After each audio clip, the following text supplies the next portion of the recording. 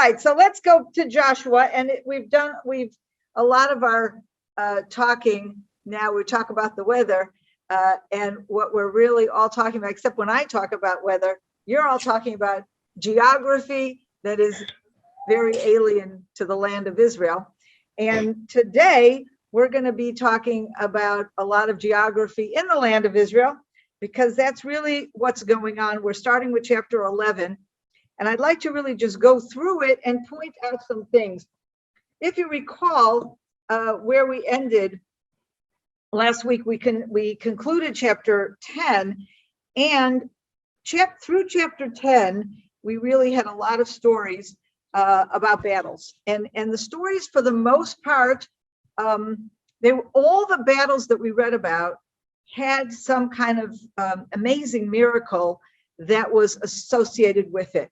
Of course, the book of Joshua begins with a miracle. They cross the Jordan, like the parting of the Red Sea. The Jordan also parts and produces dry land so that the nation can cross. Then they go to Jericho, and instead of having to use battering rams and lay siege to a city that could last 3 years, the walls just came tumbling down, and all they needed to do was blow some trumpets and walk around the city a few times, and then they go in and they capture the city.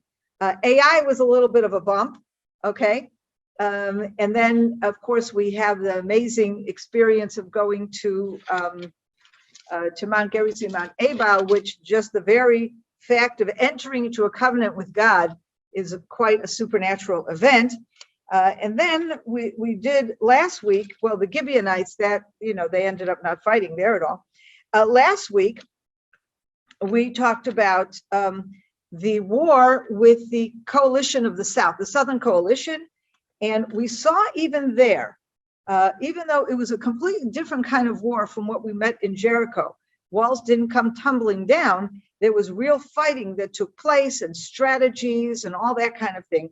But we still saw some miracles. We saw these gigantic boulders that come, from the sky to pelt and to kill some of these retreating armies. And we see, of course, the most amazing miracle is the sun and the moon standing still so that Joshua can complete this battle.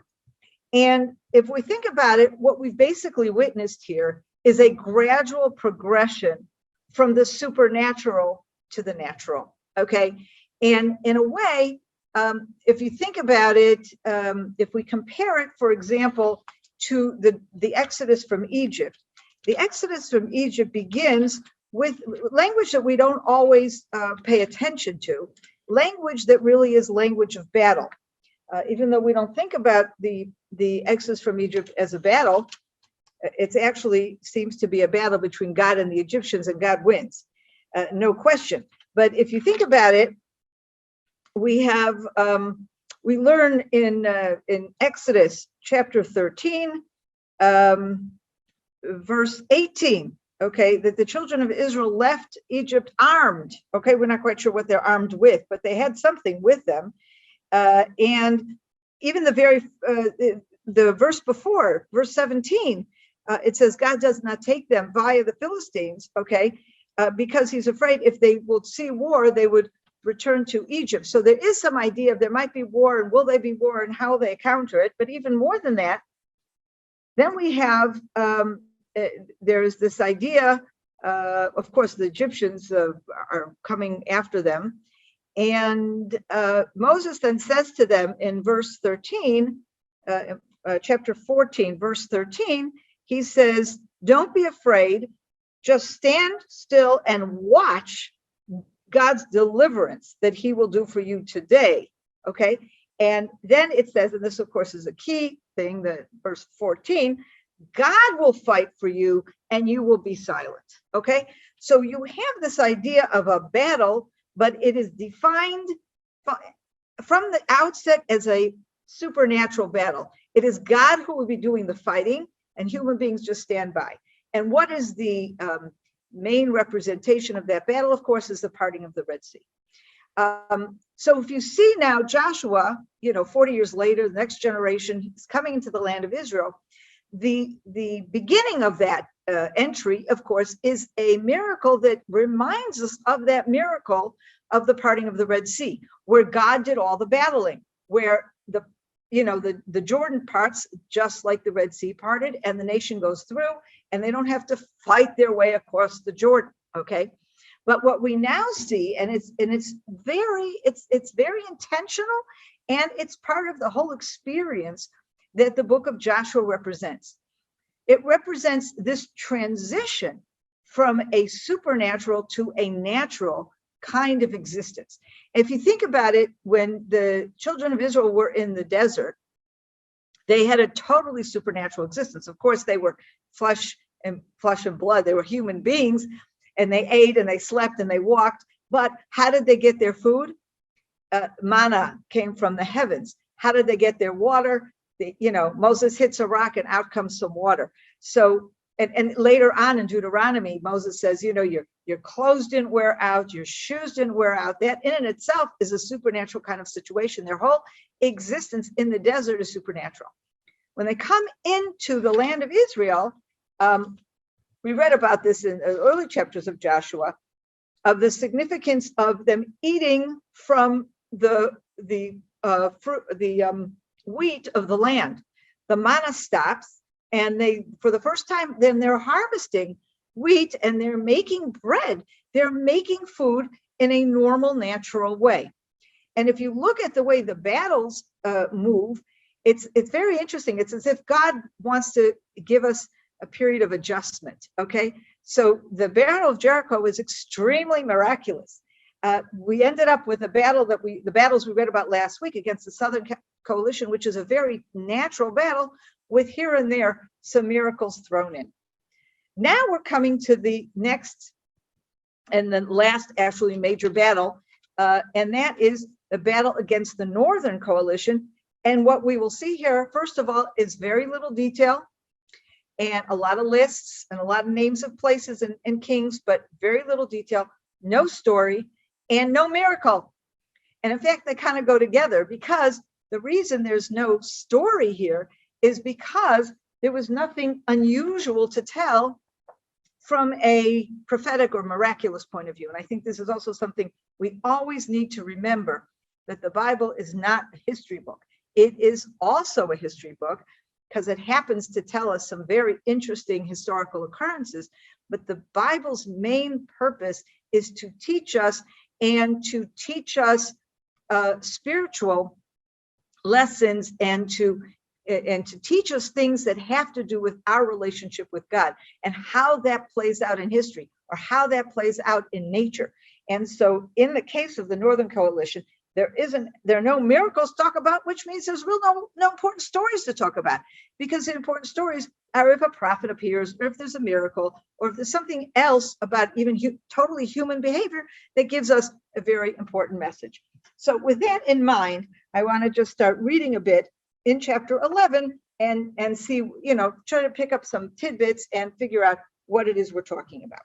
So chapter 11, verse 1, when the news reached King Yavin of Hatzor, he sent messages to King Yovav of Madon, to the king of Shimron, to the king of Achshaph, and to other kings in the north, and the hill country, in the Arava south of the Kinneret, in the lowlands, and in the district of Dor on the west, to the Canaanites in the east, and in the west to the Amorites, Hittites, Perizzites, and Jebusites in the hill country, and to the Chivites at the foot of Hermon in the land of Mitzpah.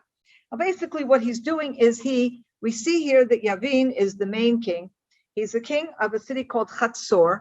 I don't know if any of you have been in Hatzor. It is an excavation in the north of Israel, where they have excavated the actual Canaanite city that this fellow was king of. And actually there's layers from before this period and after this period, etc.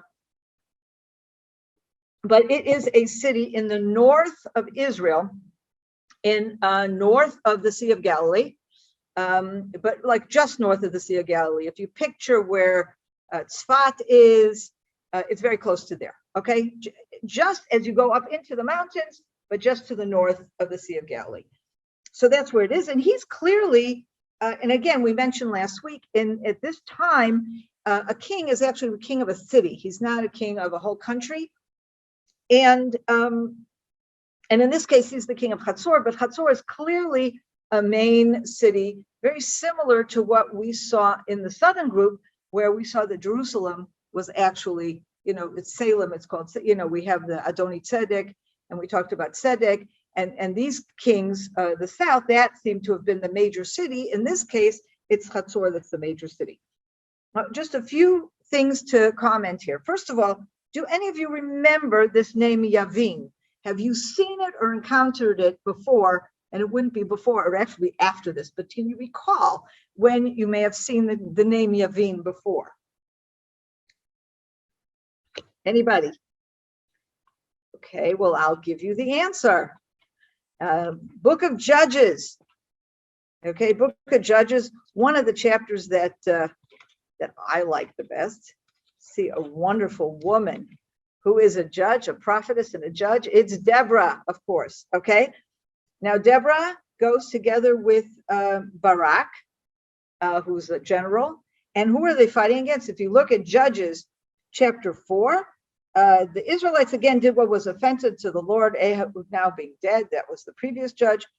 And the Lord surrendered them to King Yavin of Canaan, who had resigned. Now it says here who reigned in Hatzor, not who reigned in Hatzor, who had reigned in Hatzor. The Hebrew here is a past perfect verb. It's not regular past, it's past perfect. Who had reigned in Hatzor, okay? And it would be a little bit of problematic to have the fact that later in the book of Judges, we have a king of Hatzor when we learn here that Hatzor has been destroyed, okay? So, but we do have the same name, Yavin, okay? Now, is it this Yavin? Clearly no, this Yavin gets killed by Joshua. So most commentators believe that the name Yavin is not a private personal name, but it is a honorary name of the kings of Hatzor, in the same way that Pharaoh is the name of every king of Egypt, and Avimelech is the name of many kings of the Philistines. And what we saw last week when we talked about Adoni Tzedek, how the name Tzedek shows up in the name of kings of Jerusalem. So this is just, to give you a perspective.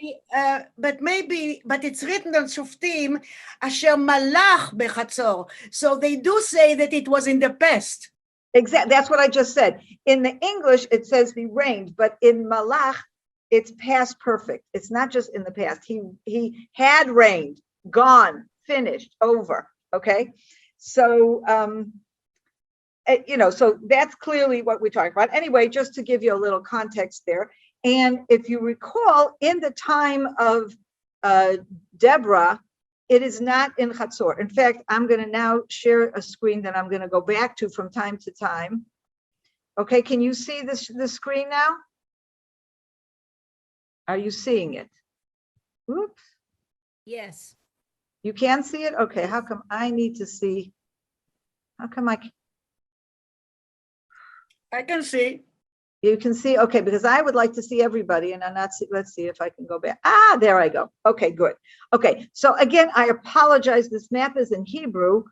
Can you see my cursor when it's moving around? Okay, good.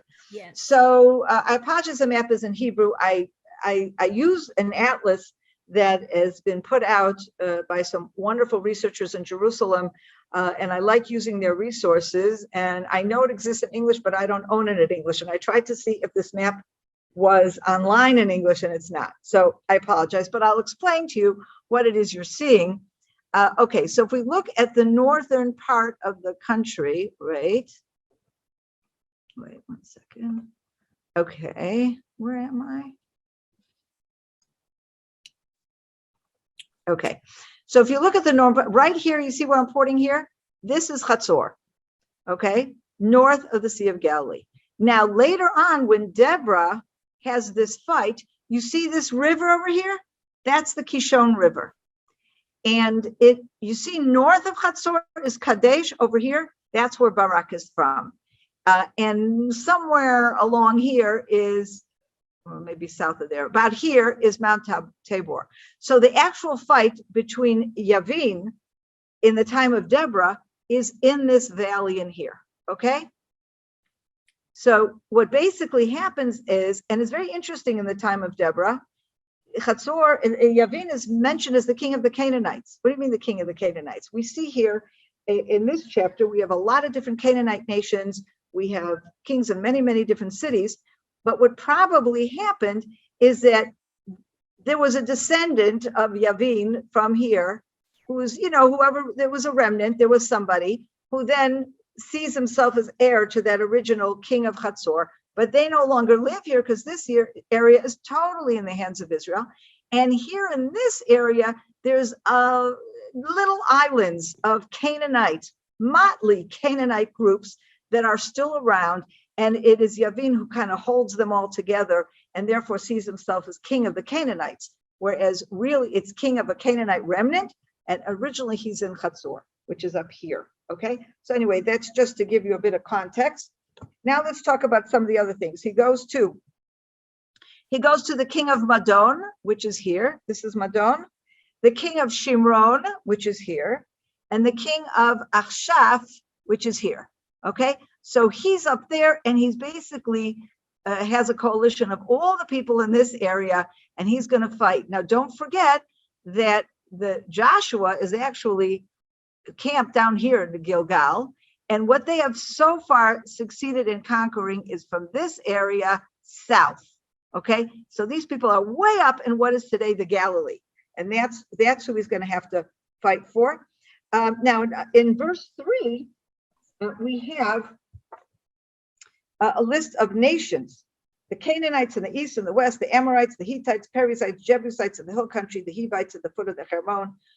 These are the nations, these are the peoples themselves. So each city-state, okay, has different actual ethnic nationalities.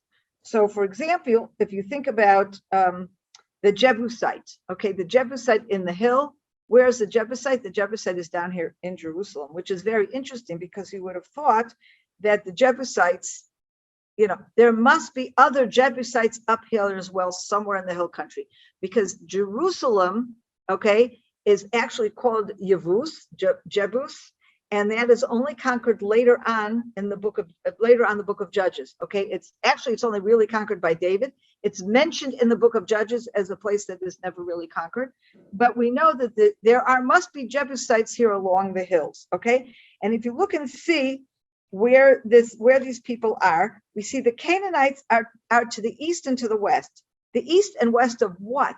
Well, the whole central part of the country is mountain range. I'm sure you've heard from Ezekiel, for example. Ezekiel 36 talks about the mountains of Israel. The mountains of Israel go up from the Galilee in the north all the way down to the Negev, almost to Eilat in the south. And so here we have the Canaanites to the east and to the west. We have the Amorites, the Hittites, the Perizzites, and the Jebusites in the hill country, okay, here. And then we have the Chivi under the Hermon. The Hermon is all the way, let's see if I can move this up. The Hermon is all the way up here and further north. But where else is the Hivites? The Hivites, and this is an interesting thing, because what I was saying is that you have cities and different ethnic groups, but these ethnic groups, what they call the nations, Amorite, Canaanite, etc., these are groups that are in different areas. So, for example, we learn here that the Hivites are up in the north near the Hermon, but at the same time, we remember the story of making the peace with the Gibeonites. Now, the Gibeonites are in this area over here. That's also Chivi. Okay, so that's just showing that we have nations and we have kings and we have states, and they kind of overlap in a way. Okay, anyway, so they all come together to fight, and they've gathered in the north. And then God says to Joshua, and this is wonderful, verse 6, but the Lord said to Joshua, do not be afraid of them. Tomorrow at this time I will have them all lying slain before Israel. You shall hamstring their horses and burn their chariots. So Joshua with all his fighting men came upon them suddenly at the waters of Merom. And I just want to see where that is. That's not listed here on the map, but it's not in the map, but it is in this northern area. Okay, and pounced upon them. The Lord delivered them into the hands of Israel, and they defeated them and pursued them all the way to Great Sidon and from the English, Misrafot Maim, and all the way to the valley of Mitzvah on the east. They crushed them, letting none escape. They travel all the way up here to Syria. Okay, they travel all the way up to Syria and actually as far as northern Syria and Turkey. That's as far as they chased them out of the land, okay? And Joshua dealt with them as the Lord had ordered him. He hamstrung their horses and burnt their chariots. Joshua then turned back and captured Chatzor and put her king to the sword. Now, this is very interesting because Joshua first goes after the other kings. Now, Chatzor is clearly the most powerful king here in this, and they're the troublemakers. They start the trouble. But he clearly understands that he needs to first go after the weakest in this alliance, the other kings, and he chases them and he defeats them all over the place. And after he does that, he goes back to Chatzor. And clearly, Chatzor is going to be in a much weakened state after they see that all of their allies have been decimated. So then he goes to Chatzor, and here we learn Chatzor was formerly the head of all of these kingdoms, and they proscribed and put to the sword every person in it. Not a soul survived, and Chatzor itself was burned down. Joshua captured all these royal cities and their kings. He put them to the sword. He proscribed them in accordance with the charge of Moses, the servant of the Lord. Now, I find it very significant here that here, and we'll see it again a little bit later on, that we refer again to Moses. And if we talked about the progression that is going on between the supernatural that was clearly the norm as Moses was the leader of the children of Israel from the exodus of Egypt until the shores of the Jordan, and the progression towards a totally natural kind of existence that we see under Joshua, and yet through this verse we see the connection. Okay, everything that's going on here. It may not have been supernatural. It may have been, you could normally see this as just a war of occupation and you have people today that will go back, when we talk about, well, we have a right to be in this land, God promised it to us, and Joshua came in and conquered it, and then you have something, he conquered it, he occupied a land, he drove out the native people, you had no business being here. So on the one hand, you will see Joshua, yes, he's a conqueror, he's a soldier, he's a general, he is proceeding forward, but it is, and in many ways in a natural way, but even the natural battles are in accordance with what Moses had commanded them, of course, in the name of God. However, all those towns that are still standing on their mounds were now burned by Israel. It was Chatzor alone that Joshua burned down. The Israelites kept all the spoil and cattle, the rest of these cities as booty, but they cut down their populations with the sword, etc., etc. And again, in verse 15, just as the Lord had commanded his servant Moses, so Moses had charged Joshua, and so Joshua did. He left nothing undone of all that the Lord had commanded Moses. We have very similar language when we have the covenant at Mount Gerizim and Mount Abel. There too, we have this language that Joshua did exactly what God had commanded to Moses and what Moses had charged Joshua, leaving absolutely nothing out. So this is very important because it is the foundation of the justification for our conquering this land. This is not just because we're hungry for land, but this has been commanded by God. Okay, then we have, then he continues with all the conquests. And again, if you look at some of these places, we're talking about the west, the east, the south, the north. It talks about everything from Mount Halak, which ascends to Seir. Seir is all the way in the south, all the way to Baal Gad in the valley of the Lebanon. Okay, at the foot of the Hermon. Okay, and he captured all the kings and executed them. Okay, now here it says, again, this is also very interesting. Joshua waged war with all these kings over a long period. Okay, contrast that with the battle against the Southern Coalition, which was in a single day. Okay, albeit the day was extended and the sun and the moon stood still. But even the most extreme commentaries that we saw last week don't add more than additional 36 hours to the day. It's not like and here it's clear a long period. We're talking about weeks, we're talking about months. And in fact, our tradition is that this conquest, the total conquest of the land, took 7 years. Okay, so this was a totally natural battle. These were battles, if they had to lay siege, they laid siege, they may have to sit there for months. This was not something that happened overnight. Apart from the Hivites who dwelt in Gibeon, this is, remember I mentioned the Hivites are also in Gibeon, not a single city made terms with the Israelites, all were taken in battle. And this, if you recall, we talked in a previous lesson about the debate among commentators whether when you're talking about the nations who dwell in the land of Israel, in the land of Canaan, those nations west of the Jordan River, do you have to give all of them the opportunity to come into peace with Israel, to surrender, or can you immediately destroy all of them? But I would say from this verse, it's clear that they all had the opportunity to make peace, and none of them were willing to do it. For it was the Lord's doing to stiffen their hearts to give battle to Israel in order that may be prescribed without quarter and wiped out as the Lord had commanded Moses. This is our only indication that there was something miraculous and supernatural about this battle. Okay, I don't have to share anymore. Stop share. This is the only indication because we see, and I think we kind of questioned this earlier. We have in the beginning of the Southern Coalition, the kings come and they see what happened to Jericho. They see what happened to the Ai. They see that the Gibeonites have already made peace. You would think that they would logically say, okay, you know what, this is too big for us. We're going to try to make peace. And they don't.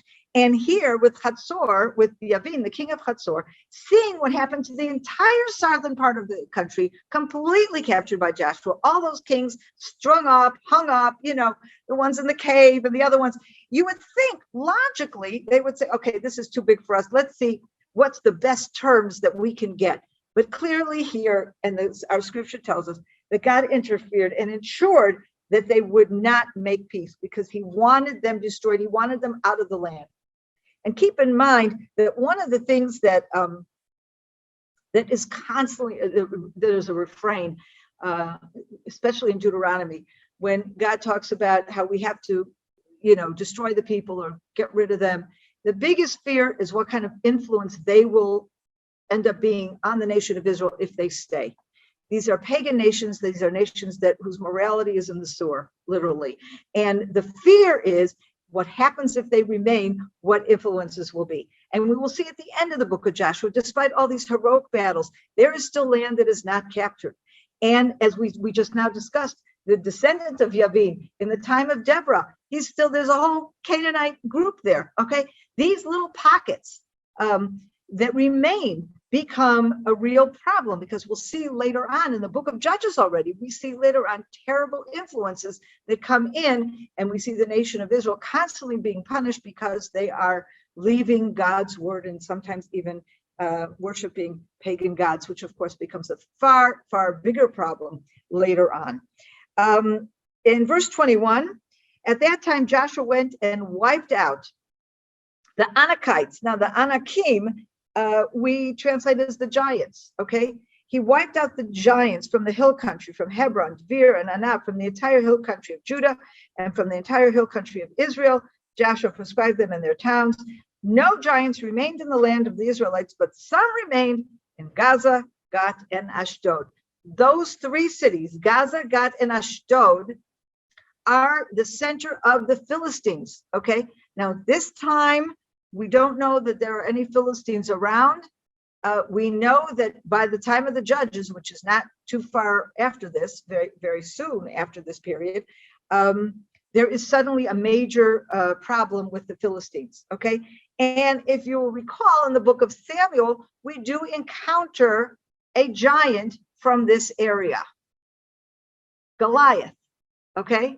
So there's clearly this history of giants in the area. If you look ahead, we'll be studying this next week or the week after, but in chapter 14, we learn of the conquest of Hebron in that area, and there is a mention there of giants. So here already we say that the area was captured, but I think here we're talking about a general period of time. Over the 7 years of conquest that this part of the chapter is summarizing, it dips back down into the south where there's a bit of housekeeping that goes on, but the detail of how they captured the giants in Judea, in the area of Hebron, will read later in chapter 14. Okay, so as Joshua conquered the whole country, but just as the Lord had promised Moses, and Joshua assigned it to Israel to share according to their tribal divisions, and the land had rest from war. So again, our tradition says this whole period of time took 7 years. Now quickly, I would just like to explain something about chapter 12, and then next week we'll move on to chapter 13. Chapter 12 begins again with a certain kind of summary of the fact that all these kings, and it starts with the original territory that was conquered already by Moses east of the Jordan, then adds all of this area. And then we come to this list, beginning with verse 9. And it's a list that seems, it's just this list, okay? And it's king of Jericho 1, king of the Ai from, to the side of Bethel 1, king of Jerusalem 1, king of Hebron 1, and on and on and on it goes, a list of kings, okay? Now, this list is the way it is here. It's written, first of all, in my Bible. I don't know how it's written in your Bible. It's written in my Bible where the king of the city is on the right-hand side, then there's a space, and on the left-hand side, the word one. Okay, so that it's like two columns. Okay, the king of whatever city on the right-hand column, or on your side would probably be the left-hand column, whatever, and then one. And it has been said, and I think this makes a lot of sense, that here it's really a song of victory. This is a poem. This is a recitation. And as you can see, every single verse begins the word king, and every single one ends with one, or in this, not just verse, every line, okay, begins with king, ends with one, and in the middle is the name of the city. And they have found also evidences in ancient writings of different cultures that this would be the kind of thing would have been done. You have this great victory, the king or whoever would celebrate and would have a victory song, and this would be this kind of victory song. So if you think about it, the way it would have been, king of Jericho, one, king of Ai, one, king of Jerusalem, one, and it's a song, it's a cheer, it's really something that encourages and enables the nation, having 7 years of fighting, that they can just celebrate this victory. And that's really what we're seeing in chapter 12, all the kings 31. So that is really, that's our victory. And with that, we'll stop our class for today. And next week, we will start with chapter 13. As usual, if you have any questions or comments, now's a great time. Open up and say whatever you want. Sondra? Yes. Diane, in verse 13 of chapter 11. Yes. Mine translation reads, but as for the cities that stood still in their strength, Israel burned none of them, save Chatzor only. So with my translation, it says these standing on their mounds, which is very interesting because the word in Hebrew is a tel. And you know that even in modern Hebrew, tel is a mound. It's an archaeological mound that indicates layers of civilization, okay? Mm-hmm. And that's what a tel is. So I believe that what it's trying to say here is that you still see some cities hanging out from those days. Those are the only ones that didn't get destroyed. Okay. Anyway, because this book was written at the end of the period, okay? Mm-hmm. So that's how I interpret it. Okay, all those cities, he said, whoever's reading this or hearing this or whatever would say, "Now wait a second, I still see this city, I still see that city." He says, "Well, you're right. If you still see these cities sitting there, okay, those are the ones that were not destroyed, but all these others were." Okay, and that's it. Right, and now I'm thinking, like, how does the information in this chapter match up with what you brought to our attention last week about the area in the North Country not being populated, not being, do you remember there was some commentary on that when they marched north before they took on the okay, I know what you're referring to. You know what that wasn't from last week. I think you're referring to let me go back to the share screen. Oh, where'd it go? Here it is. I think you're referring to what we were talking about, the ability to go up to Mount Gerizim and Mount Yes. Ebal. Yes. Okay, so Yes. if you'll notice, okay, this is the geography. Okay. Here, this is Jericho. You see, do you Mhm. see the map here? Yes. This is Jericho. This Yes. is the AI. Yes. Then they enter into a treaty with the Yeah. Gibeonites who are here. Yes. Okay, Yes. all right, and that opened up for them to go to here, because here it's not the whole north. This is the area. Okay. This is the area that they went through, and here there are no cities. I mean, it could be that there were some people hanging out there, but none of these fortified cities are in this area, and that's what I was Okay. referring to. Okay. Thank you. You're welcome. Sondra, I have a question. This is April. Hi, April. We went on a tour to the very far north, all the way up to the border with Lebanon. But on the way up, we stopped at Dan. Yeah, And then we went, I thought it was further north, to an archaeological site. And I'm trying to recall, it had something to do with Abraham's Gate. There that's was- at Dan. Hold on. That That's- is at Dan. That is at Dan. Yeah. Okay, there Dan- was, Yeah, we're going to learn a little bit about that. Well, no, not in Joshua. That's in Judges. But Dan, the original area for the Dan tribe, which we'll learn about in Joshua, was in this area. Let's see, in here. Okay, this is Dan was kind of here and going up to here. That was the original part of Dan. But particularly in this part, okay, this becomes an area full of the Philistines. And so they do not succeed in actually settling what was supposed to be their territory. And so they go up north, okay, and above Hatzor. And okay, that's where Dan is today. And they settle there, which is why it's called Dan, okay? But in the same place, so if you go to Dan today, it's called Tel Dan. Again, you have different layers and things from different periods. It's this beautiful spring, and you walk around, and it's just gorgeous. If you go to the archaeological excavations, they have found things there from different periods. So one of the things they found is something dating back to Abraham's time, and it's thought that it's possible that it says Abraham chased, when he was involved in that battle between the 4 and the 5 kings, he chased them up until Dan, all the way up there.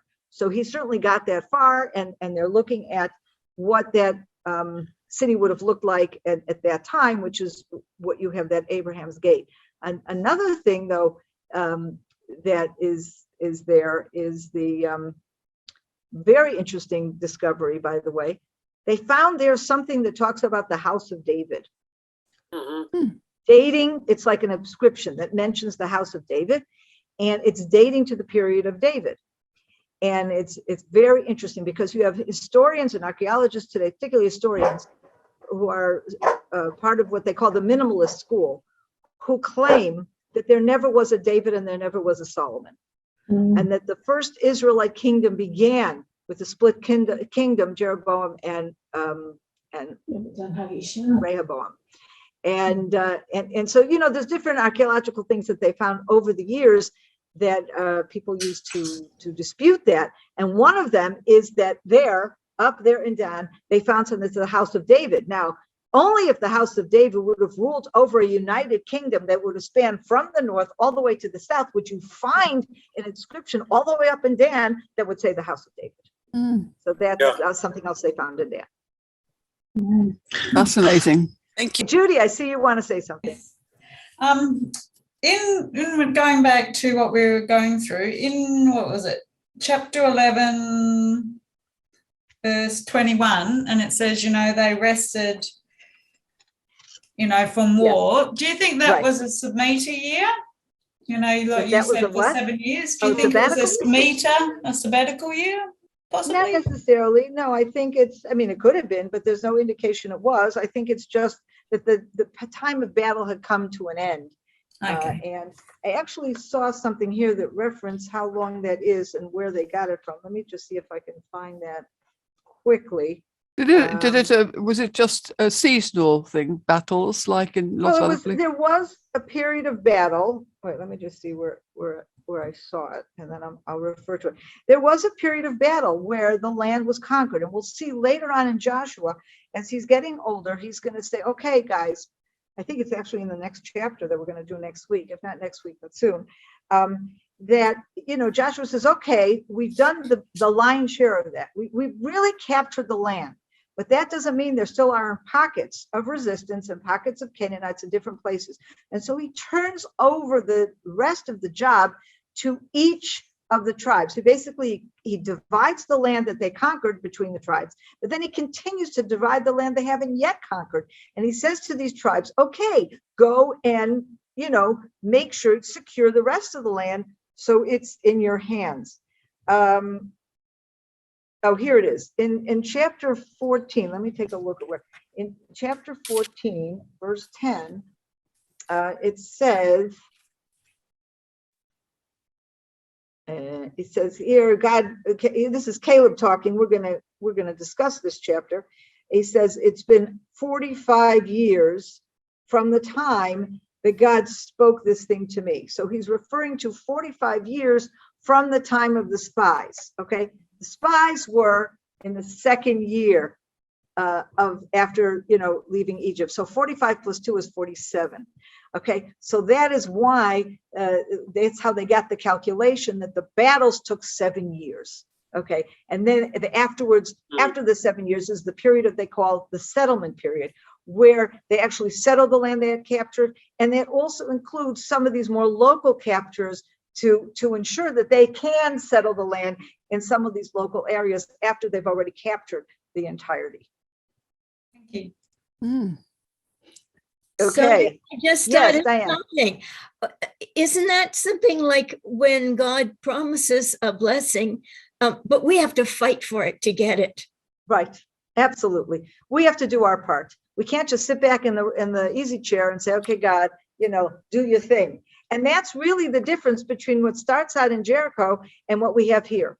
Mm. Jericho, God says, okay, I'm going to get you started. You need an adjustment period from eating manna from the heavens to doing a full-blown battle like you do here in chapter 11. But at some point, chapter 11 has to come. And Faith you've got to without just do the works work. is dead. Yeah, that's it. All right. Anyway, have a great you. Great. week. Many Great to see you thanks. all again. And Thank I'll you, see you, please, Sondra. God, next week. Mm. Bye-bye. Bye. Bye. I hope you enjoyed that video, and we'd like to be sure you're getting all of our video content. So just click on the subscribe button below as well as on the notification bell, and that way you will have easy access to all our material. We look forward to staying in touch with you. God bless you and have a wonderful day.